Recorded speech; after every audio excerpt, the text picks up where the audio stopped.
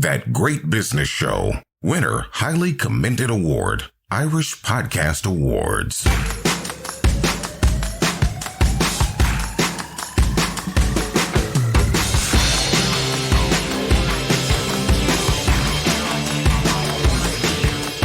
Welcome to episode 194 of That Great Business Show, where we put the great into business tips, insights and opportunities, and that's on every episode. The episodes that we number so that you know which ones to listen to. We always tell people to listen to episode 15, for example, and that's Conor McEnroy's one. Brilliant, brilliant, brilliant. We are, of course, the perfect length for your 5K walk, or you can also hear us on board Aer Lingus Long Haul, where we are their proud podcast partners. In business, controlling costs is essential. That includes your business fleet's fuel costs. Maxol, a family-owned business since 1920, are big supporters of That Great Business Show. Maxol fuel cards offer tailored solutions for transport fleets of all sizes, delivering efficient fuel cost management for your business at over 700 service stations nationwide. The Maxol dedicated fuel card team wants to hear from you at maxol.ie/fuel cards. I'm Conal O'Mora and Fáilte. On episode 193, you'll have heard David Broderick, who is director of the Small Firms Association, asking for an increase in the lending levels at Microfinance Ireland. And this made us think we should really look at the business banking landscape. So on this episode, 194, we are talking banks and, broadly, fintech. We know we've lost Ulster Bank and KBC, that the credit unions are moving more into business banking. Revolut in Ireland has just announced that they'll offer interest on deposits. Lots going on then. But also, the most recent ISME banking survey shows that loan refusal rates are at 29%. 13% have failed of peer-to-peer funding. A full third said that the bank was not helpful in their request for acquiring finance. And half said SMEs believe banks are making it more difficult for SMEs to access finance, while finally 20% of SMEs pay over €5,000 just in bank charges. That is not in interest rates.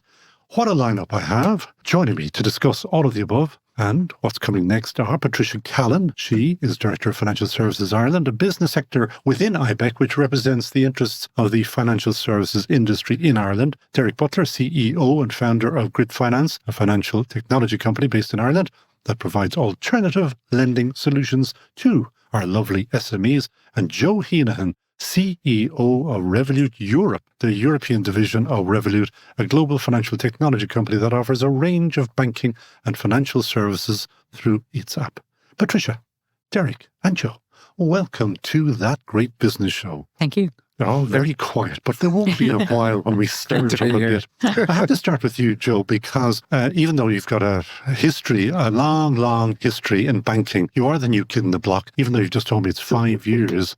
But Revolut to me still remains, I'll tell you a secret. I only signed up to Revolut a week ago. So, but it's, anybody who wants to sign up, it's so easy, I'll tell you that much. But it struck me that I thought Revolut was only here a wet day, but you're here a long time. Yeah, we're here a long time. It takes time to build to the scale we're at. We've over 2.7 million consumers now in Ireland. I read that and I discussed this with you and I said, hang on, there are 5 million people in the Republic.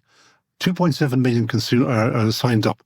Does that make sense? We reckon we've achieved about 70% reach or penetration of adults between the ages of 18 and 65.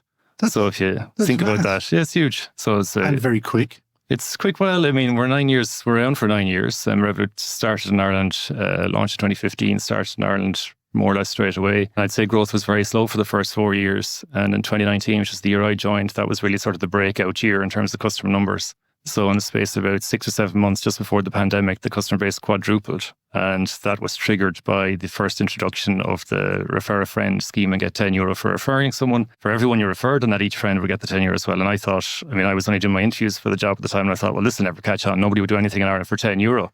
And clearly I was very wrong about that. And so people, I think the lesson, I suppose, in marketing is that people will only recommend a product when they're so happy with it. On a scale of 1 to 10, they're either a 9 or a 10. And then even the small incentive of 10 quid was enough to motivate people to refer it on to someone else. Do you know what I did this morning? Of course you don't know what I did this morning. You have an advertising agency in London called Anomaly who prepared your 2-page ad. Anybody who's seen that 2-page ad, I think it is brilliant. I wrote to them to tell them that it was brilliant, but I also wanted a copy of the ad because when you read your newspapers online, you can't see the ad. That is a wonderful thing. 100 things about Revolut that you didn't know. Well, I think like for many customers, they still don't know exactly half the things they can do in a Revolut app, but I think the great thing about it and the design of the app is once you join it for one particular reason, which in Ireland is often a friend will persuade you or pressure you to split a bill. Oh, children? Grown children who are abroad. Oh, sorry. They need cash transfers. And there's no... Well, they're special as well. Oh, to be with you in 3 or 4 days. And Dad. That's been transformation. But I think that's one of the reasons behind our big success in Ireland as well, is that instant payments wasn't available in Ireland. And for most consumers other than Revolut, it still isn't available. And that's made a difference. So I think sometimes when people would split a bill, they could be in the same place. They split a bill around a restaurant table and then people's faces would kind of light up when they see the money ping in their phone. So it's arrived instantly. That was a new experience, and that made a difference to people. I think Irish consumers. That's a new way of dating, is it? Well, not dating, is paying you're settling bills, but you wouldn't have thought like maybe an innovation to help Irish people settle their bills faster would take off, but it certainly has. It really is interesting. And Patricia, your members who are, it's very broad based, obviously, but they are some of the bigger banks as well. They must be quaking in their little boots because Joe is going to wipe them off the face of the earth. No, I think the financial services sector is all about innovation now. So when we shorten it to fintech, you tend to think a startup, but really fintech is financial technology, and all our members are on this digital transformation journey. Some of them are faster than others. Absolutely. And then even if you look to those, and again, we have global banks, insurance company, funds companies, etc. Everybody is on this digital journey and they can't all do it alone. So while we have won many great investments here in terms of innovation R&D centres into the big FS sector, they will be looking to partner with the next bright things. And for a lot of people who are starting up, their issue is that they may know the technology really well and have a great problem solution, but dealing in a regulated sector is very difficult. And again, the bigger enterprise who have all of the people who are in compliance and are used to dealing with central bank, then they may find it easier to bring that product through and get it used. So I think it's very much a partnership is how we're looking at this and how Ireland can compete globally. All of the big players sit around your table and they discuss big things. What are you hearing? What's their take on the future, and how rapidly are banks as we know them about to disappear? As I mentioned, KBC is gone, Ulster Bank is gone, the properties are being downsized, etc., etc. Well, financial services is essential to life. And I think in terms of us making people's lives better, that's essentially our vision, our mission. And I think in terms of what we've seen is that the companies aren't as vertical as they once were. Many of them will have different units that now span into what would be traditionally other verticals. So we're seeing a lot of convergence with big tech too. So a lot of FS companies will describe themselves as technology first, whereas a lot of big tech are now clearly getting into the FS space as well. So we're seeing... FS being financial services. Sorry, yes, indeed. We beat people very severely for using acronyms. There's a lot of them in our sector, unfortunately. It's just a member of your group. It is, yes. Yeah. They're curious because I always wonder, they seem to close lunchtime and things like that. That's kind of quaint, isn't it? Well, again, how many people are physically walking in anywhere now? I think, what we're all trying to do is to make people's lives better, and people need much better financial literacy in terms of diversifying away from just deposits and mortgages and the typical things we know and into other investments. I think we also obviously have a really big role to play in climate finance and the green transition, and that's something we're very focused on as well. Governments don't have the money to solve the problems of the world, and they're going to need to lead on the private sector. And it's the private sector that then needs to develop those new products and services. So in 2, 3, 4, not 100 years away, in 2 or 3, 4 years' time, where do you think our banking sector, our traditional banking sector will be? Well, the traditional banks are definitely converging. So, for example, somebody who works on the AIB app tells me there's 30 startups in that one app because they're fixing solutions through partnering with other companies. So they are very well aware that they need to meet consumer demands, and consumer demands are that people want things, again, great customer experience in real time, all of these factors. But I think also it's not lost that a lot of people in Ireland for more complex transactions still want personal face-to-face. They want to understand. And I think the government have a big focus at the moment on financial literacy, because even people who are in well-paid jobs and have great education tend to be quite poor in terms of thinking about their investment choices. They do so little of it in this country. Every week or every second week on this podcast, I go on about the difference between the UK and Ireland and the UK knowledge, and that's reflected in their media about financial investments and all the rest.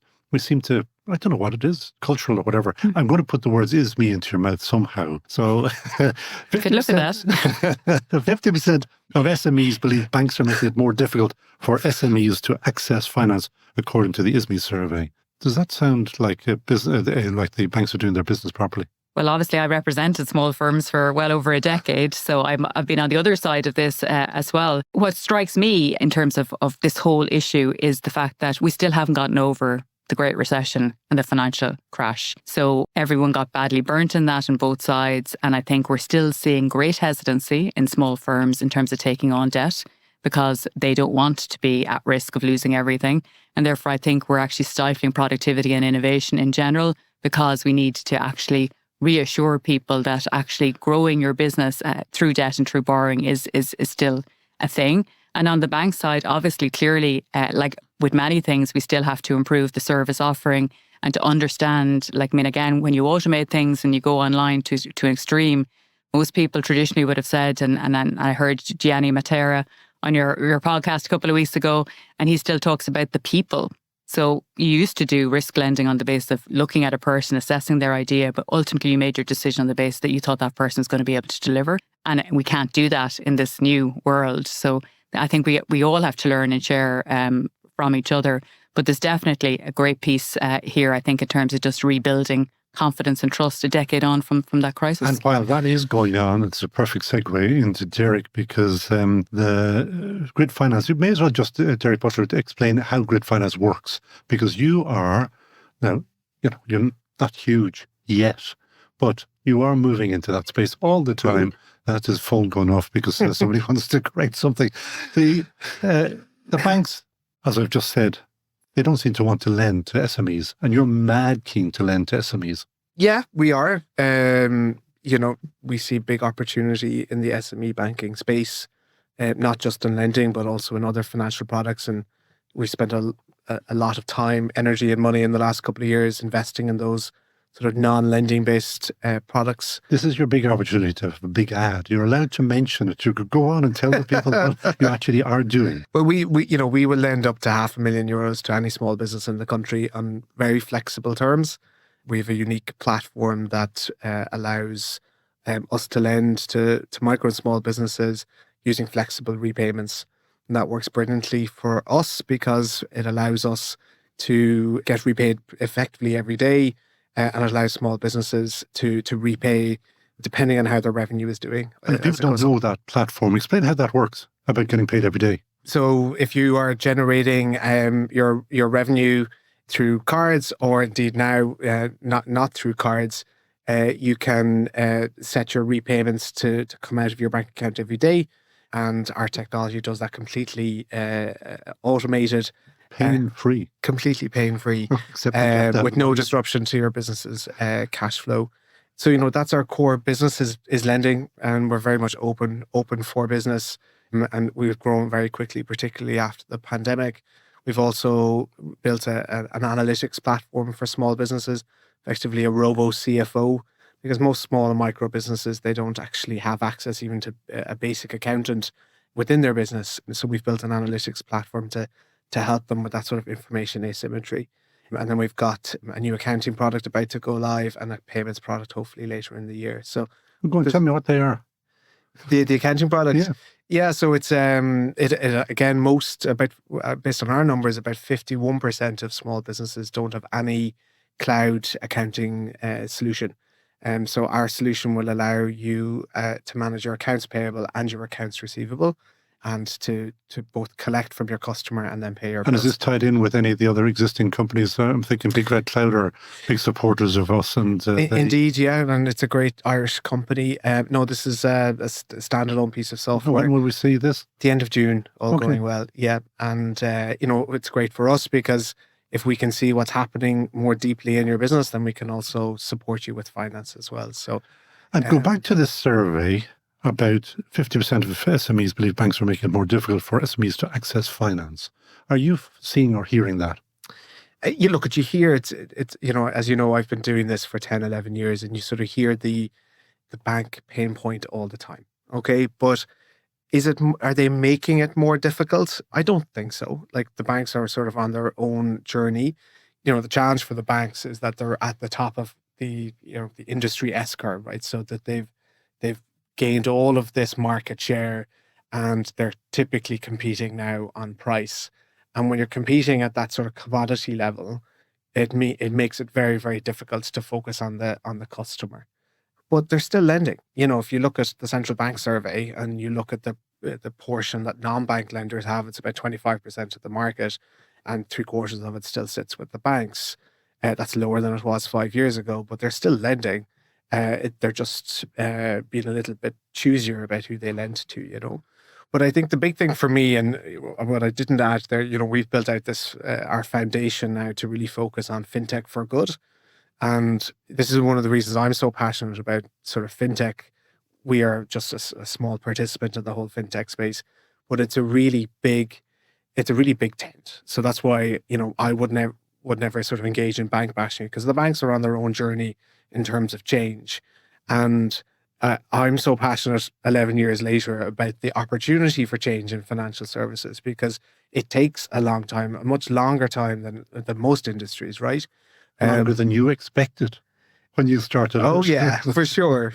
But if you didn't know that if you knew that when you started, you probably wouldn't start, right? So, but fintech has this enormous ability to change both the business models for banks, non-banks, and also change the outcome for consumers. So I see it very much as being an analogy for change in financial services, and I think we're still at the very early stages of that. And there's going to be huge change now, powered by the likes of Joe's company and all of Patricia's members. There's just going to be a huge opportunity in the next few years. Well, paint me the picture. What are you actually thinking that you will see in the shorter term? 2-3 years. What will the landscape be like here? I think what you'll see.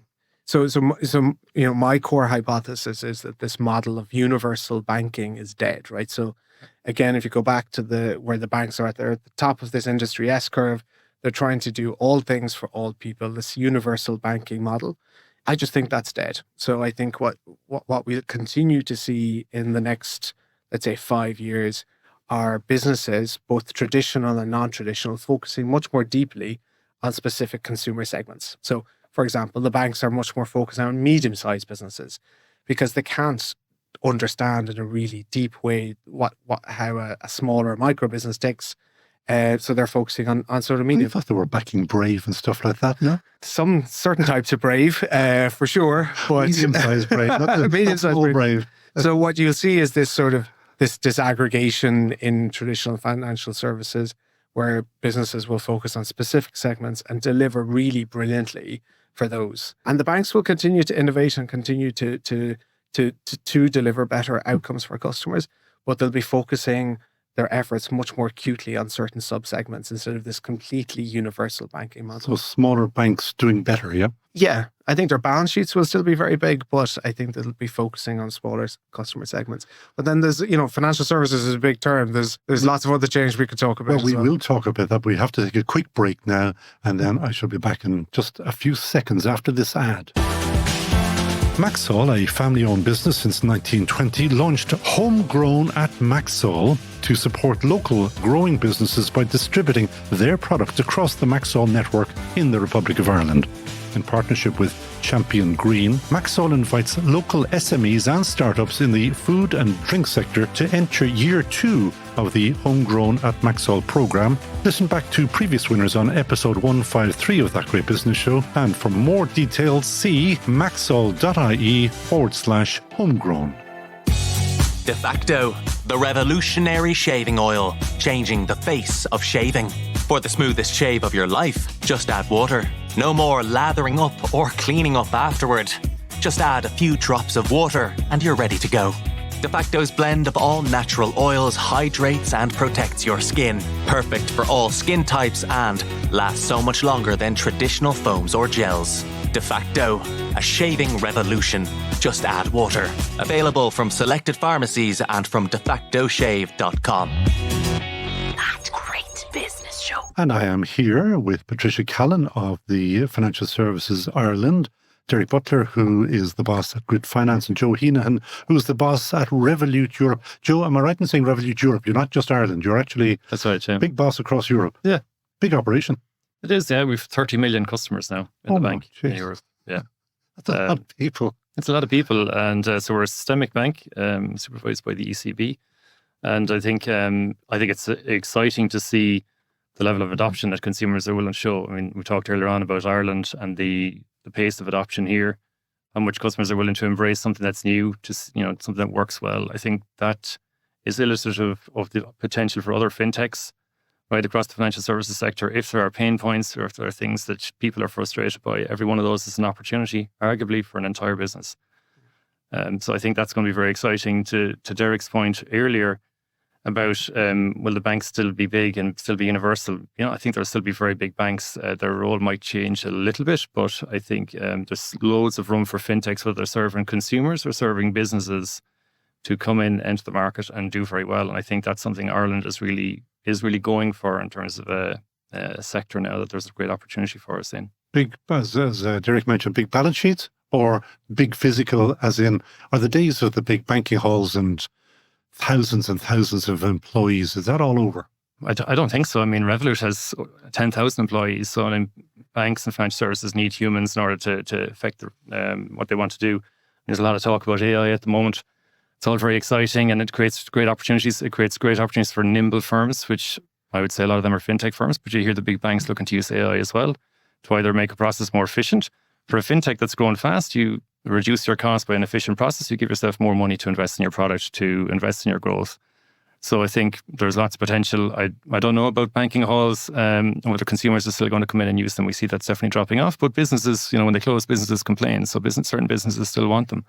But if you come back to where the sector in Ireland can go, I think there's a great opportunity for us to compete across Europe with the best. Ireland has done so well in terms of things it focuses on. We've got superb clusters of industry here in Dublin, like in financial services and also in the tech sector, and fintech brings them both together. There's some really big investments from foreign companies, American companies, British companies, other countries in Ireland, including innovation hubs, Fidelity, Citi, all these guys. So I think that's a place that Ireland can build on to really make fintech, a bright star in terms of employment and tax revenue, et cetera, for Ireland in the future. But we are not the only ones who want that. The British want that. French are very big on that. Yeah. Eastern Europe are leading the way. Estonia, Lithuania, places like that. Yeah, but I think Ireland has a lot going for it. And one of the things it has going for it is its proximity and close kind of cultural ties to the UK, English being the first language. I mean, when we hire around Europe as an English-first company, a British headquarter company, the first thing anytime you're hiring is that the only candidates you can deal with are people who are fluent in English. It immediately reduces your talent pool you can target in other countries. Where Ireland, obviously, that's not a blocker in Ireland. So, and I think people come to Ireland initially for a whole range of reasons, like some of those I mentioned, but I think when they stay long-term, they stay for the talent. I think the Irish workforce and the education system we all benefited from over the last, don't know what age everyone is, but over the last, say, 50 years, we've had a fantastic education system.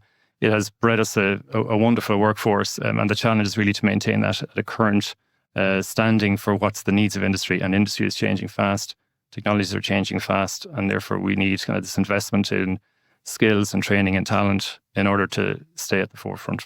And that seems to be a kind of reprise both of IBEC and of ISME and the others, is that the whole talent thing. Is that a problem for you to find talented employees? I wouldn't call it a problem. It helps for us that we're a very well-loved brand. And in the RepTrak reputation survey there a couple of weeks ago, we're up to number 9, most 9 in Ireland of 100 brands, number 9 in terms of reputation. So we don't have a problem attracting job applicants, but I suppose that's not the point. If you think about it from an Ireland Inc. Point of view and the broader fintech sector, it's what is the skills that the financial services sector and firms like ours are going to need over the next 5, 10, 15 years. And that's what we need people being trained on coming out of colleges, universities, but also retraining going on and being available for firms who need to take their existing skilled talent and retrain them, adapt their skills for the needs of today and tomorrow. Which seems to be needed across the economy, not just in fintech. Patricia, you're the lobbyist. Mm-hmm. Where do you see that the problems are and what government should be doing, could be doing better?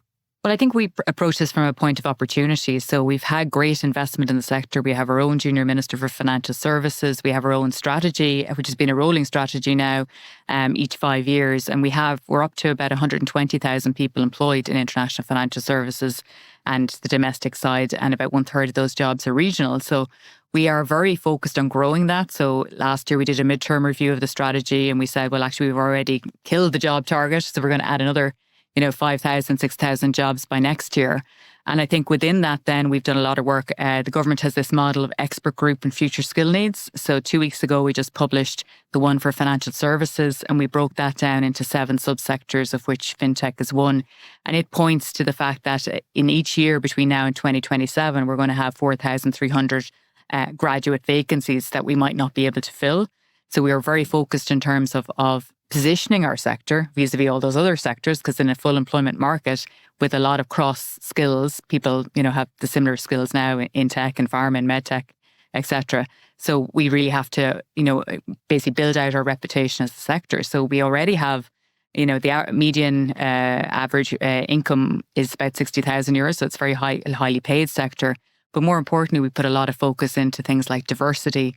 So we have the first Women in Finance Charter of any sector, where our firms are committing to making sure that they're going to hit targets for gender equality throughout people's careers, not just at the top, albeit that's important.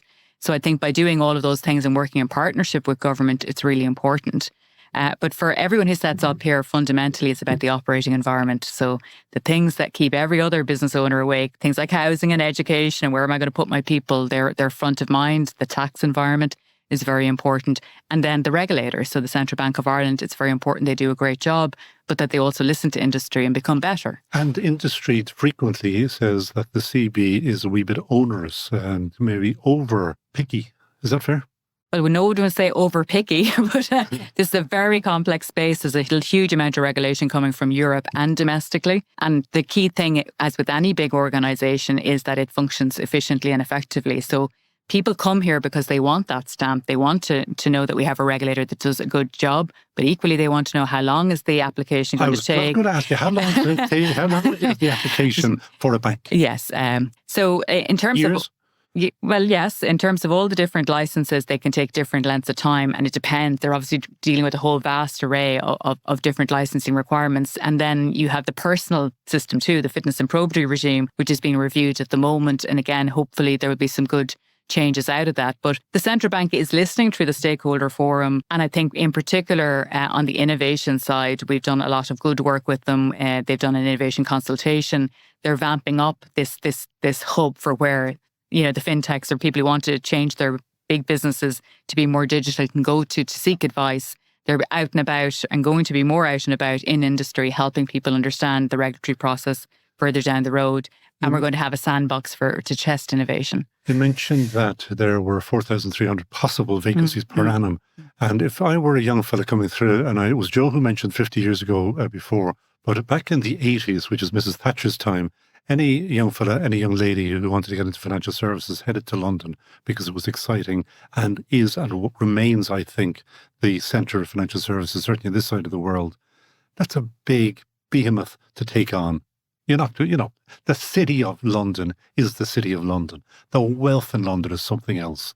We're not in there. We're not at those races. We're League of Ireland, not Premiership. Well, I think that might have been true up till Brexit, but certainly since Brexit, we've certainly seen a big onslaught of very senior people and very senior jobs come here because it's vital in terms of the European operation. And I think increasingly we have a great partnership with City of London. We want to wish them well. We do things together. But at the same time, we are competing with all of those other global centres, Luxembourg, Singapore, etc. And we do need to see, and we're constantly making sure that it's not just about jobs. It's about making sure that we keep adding better value jobs as we lose lesser ones to other countries like Poland and India. But I had Barry Guiney of Icers Bernstein on the podcast last time, and he was talking yet again about the tax burden. And I don't know whether people actually understand this, that people at a very, very, very senior level can choose where they go. And they don't choose to go to Dublin. They go to Paris because that is where many of the London Brexit jobs went, Paris. I wonder why. Well, again, you hear mixed feedback. So some people said Paris is lovely on the way in, but actually quite much more challenging to deal with the regulator on an ongoing basis. So you hear all sorts of different things. So I think rather than dish other people, it's up to us to get better all the time, to up our competitiveness. Well, I just chip in on that. Please do, Derek. I think the facts speak for themselves. We're number 2 in Europe in terms of regulated EMIs, electronic money institutions. We're 9th. What does that actually mean? We're number 2. Does that mean that we have the bulk of quoted funds or something? Or no? So if you are transacting, through an online app using electronic money, typically sitting behind that is an electronic money license, and we're 2nd in Europe in terms of EMI licenses. 9th. When you look at EMIs, payment institutions, VASP, the whole kit and caboodle. So, we're not doing too bad. We hosted an inaugural fintech summit 2 weeks ago in Crow Park. We think that Dublin and Ireland can become the home of European fintech. We're the only common law jurisdiction in the European Union. We're bridged to North America and a bridge from North America into Europe. We've got great talent, as Joe said. We have all of the right ingredients. I think we need to reorientate our policy environment a little bit, make it a little bit easier to get the central bank licensing in place. But we have all the right ingredients. So there is this problem. I mean, I hear it all the time. It's not like a little secret. It is openly discussed that getting a license is very difficult. It's not supposed to be easy, though. That's the thing that people outside the process need to appreciate. But look at it. I'm sure you talk to the same people. People tell me that they've been put off because it's too difficult. And you also hear about people who might say that, go off to another jurisdiction and then come back to Ireland again and decide, actually, well, we'd rather be in Ireland after all. So, you know what I mean? It swings and roundabouts. The point is to be a licensed institution in Europe, there's a relatively high bar to get in to run a business like that. And you have to do the work, and whatever regulator you're dealing with, they're going to put you through your paces. And then when you have your license, you'll meet whatever experience you'll meet in terms of supervision as well. That could be intense and it could be difficult and challenging. So I think for the soundness and safety of the overall financial system, as the regulator will always talk about, you set a high bar, you make sure the firms that are going to operate, that consumers can place their trust in, businesses can place their trust in, are trustworthy and are going to do a good job of managing people's money. So I think some comments Patricia made, like the central bank is doing a good job on that now. You've got plenty of firms, as Derek says, that are authorised to operate as e-money firms. Also, I think in the past year, you've seen the central bank, engage more on innovation. In part, their strategy is to be future focused and to be open and engaged with the industry. They've taken a few actions on innovation this year in terms of expanding their innovation hub, which is helping firms to understand how to get authorised to answer the questions they might need to have answered. But also to plan the launch of an innovation hub or a regulatory innovation sandbox later in the year. And that's to, again, support startup or firms who want to do things slightly differently to engage with our regulator in Ireland about how they would learn and plan to run that business. And those are key supports. I think the next major thing we want in the industry or in the ecosystem and to have in Ireland is to establish a national fintech hub. And that's to create a one-stop shop support place where anyone who's starting a business from scratch, which could be Irish, it could be foreign, someone could come to Ireland to do that. It could be an Irish firm that's already licensed and operational here to decide to start a new business line or expand their business. Or it could be a firm overseas that's deciding to pick a jurisdiction and that they would all, no matter what they're trying to do, have a place they could go in Ireland where they will get every single support they need to make sure they get operational and get live. And that is not a random thought. So you've obviously been thinking about this a bit. Where will this hub be?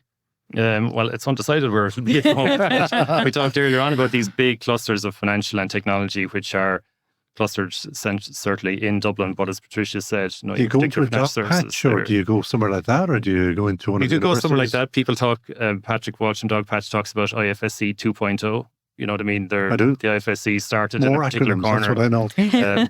Well, I think the thing most people know what international financial services is, but as Patricia said, 100,000 jobs in Ireland. So something that started from nothing in the 1980s has grown to be enormous.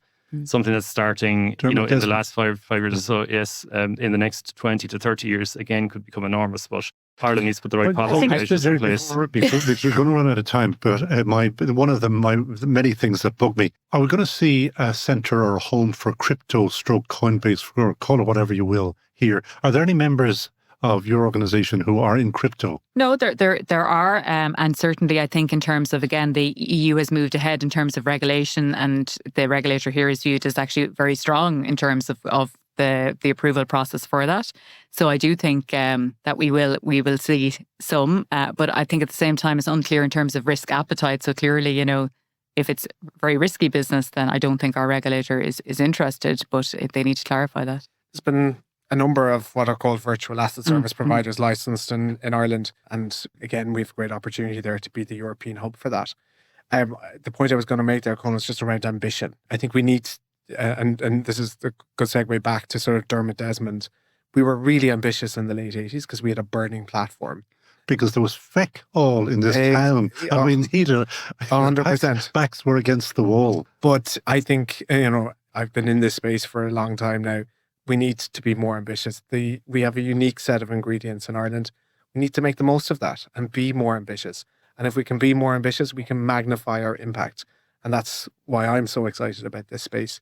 And just on the central bank piece, we've rebuilt our reputation post global financial crisis. That's a really good thing. We don't want to do anything to diminish that reputation. But I think for domestic fintechs, which are typically smaller scale, they're not as heavily capitalized as big American fintechs that are coming in to access the European market. We need to be more sensitive to that and make sure that whatever fitness and probity regime we're putting around them, that it's recognizing that they're smaller scale. I think that's where we need to see a shift, because it's very difficult for a domestic fintech to compete with big global brands. Now, because this is a podcast, we're allowed to do with it as we wish. So I always ask people who've been kind enough to come into the podcast to give a shout out for their businesses. So Derek, 30 seconds, tell whoever's listening how you can be of service or of help to them, or maybe to put it another way, how you can make money out of them. Well, we're an impact business, so we're in business to do well, but also to do good, as you know. If you are a small business looking for a financial partner to grow your business, get on the grid. You have everything from finance through to a whole array of tools to help you grow your business, and more importantly, to make it financially secure. So gridfinance.ie. And Joe, you're allowed to shout out for Revolut. Not the 2.7 million you hardly need. You probably need to push people out. Exactly. Well, I imagine we probably have a lot of business leaders listening. So Revolut also has, it's lesser known, but also a very effective Revolut business service. And if you're a business in Ireland, you could benefit from a multi-currency account, which you won't get too easily from your main bank. What does that mean? A You can open an account and have different pockets and sections of the account with different currencies, sterling, dollars, as well as your euros. You'll pay lower fees than you will with a traditional bank. And you also get great foreign exchange rates. So Irish businesses can save an awful lot of money. And we've 18,000 Irish businesses and growing strongly. And you see, you're actually saying that you're putting the others under pressure. Now, I know it's a long way to go, but as Mr. Mao once said, is it Mao who said the long journey starts with the first step?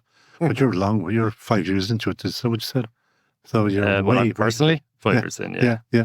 So, Patricia, you don't have anything to sell, but you do have a question, and I know because I've checked. The final question we ask everybody is, who would Patricia Callan hire in a heartbeat? You did get the memo. I did. Phew. And I thought about it long and hard. Well, that was useful. So I decided on Alastair Campbell. Would you? Who I had the pleasure of sitting beside at breakfast one time, and his 1 million followers are interested to know what he eats, by the way. And that's just because, again, I am a professional lobbyist. It's about campaigning, it's about communications, and I think he actually genuinely brought really original creative thinking, and a lot of how we operate now comes back from what he has done in the past, and he's also, very inspiring. It's very interesting, but of course he does have some other issues in his background there as well. Of course, yeah. As in the Iraq War, but maybe we won't go there. Joe, who would you hire in a heartbeat? Yeah, I'm going to go for someone from Ireland. Is probably one of our, I think, well-known fintech unicorns, which is Aidan Corbett, who runs Wayflyer.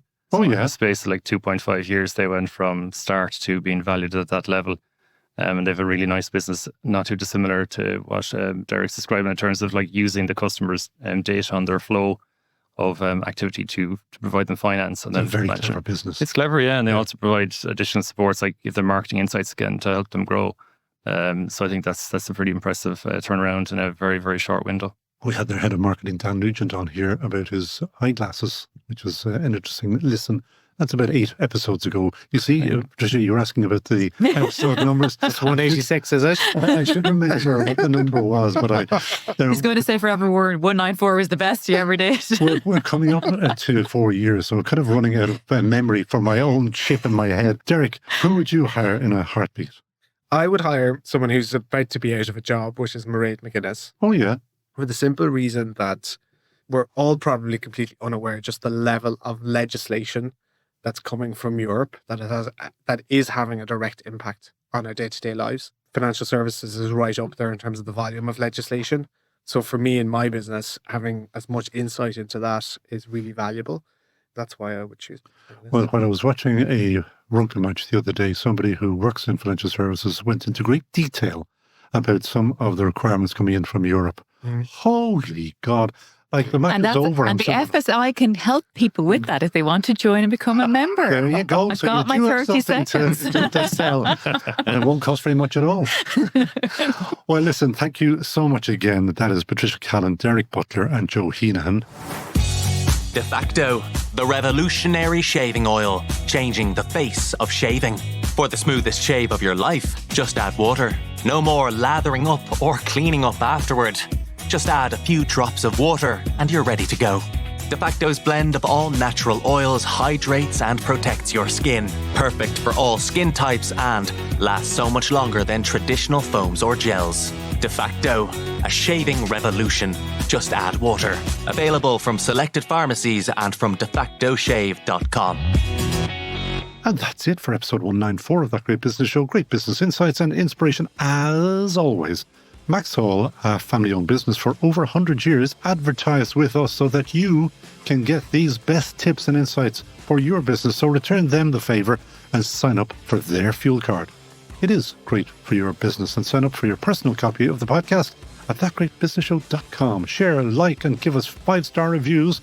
It helps us, and of course, like you, we are in business, so do please advertise with us. We recorded the Dublin South Podcast Studios, where today's studio engineer is Connor Eustace. A huge thanks to him.